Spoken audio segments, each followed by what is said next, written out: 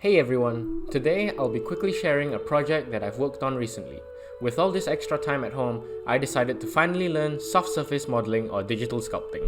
After choosing Sculptris, the predecessor of ZBrush, as my first software, I played around making a couple of models till I was confident in making my first proper bust.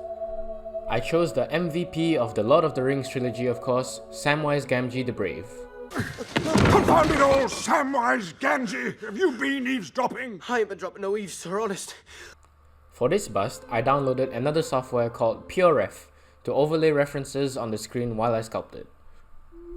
Starting from a sphere with symmetry on, I blocked out the shape of a head and then sculpted a passable likeness of Sam with his big hobbit ears. Once I liked how it looked, I turned off symmetry and sculpted the hair, individually drawing on each and every strand. I had not discovered brushes yet. I then started another file to sculpt the rest of the bust. I chose to sculpt his fresh out of Lothlorien forest look, complete with the leaf of Lothlorien brooch, which I also sculpted separately and combined together.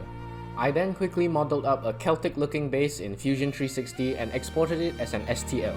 I had to convert it into an OBJ in Windows 3D Builder before I could combine it together in Sculptris though. Before exporting the final mesh, I also quickly modeled up some replacement eyeballs that would look better and be easier to paint, and then combined it all together.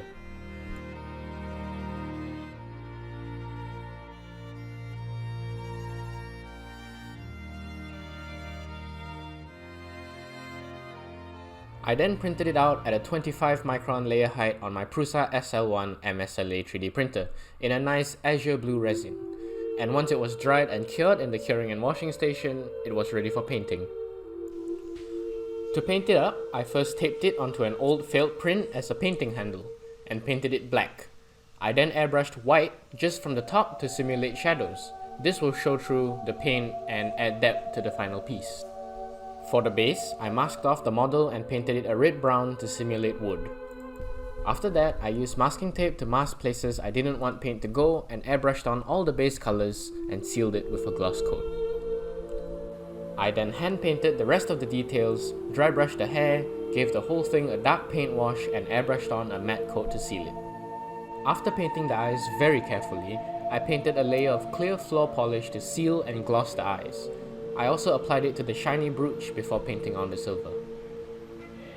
And with the silver on the brooch, it's done!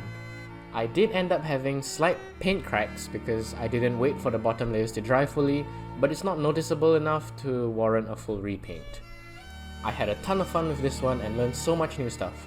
Do let me know if you'd like to see more of this kind of content down in the comments, or give me some feedback on my work. The link to download the files on my Minifactory is in the description, and maybe leave a like while you're down there. Thank you so much for watching, and subscribe for more fun stuff like this. See you soon.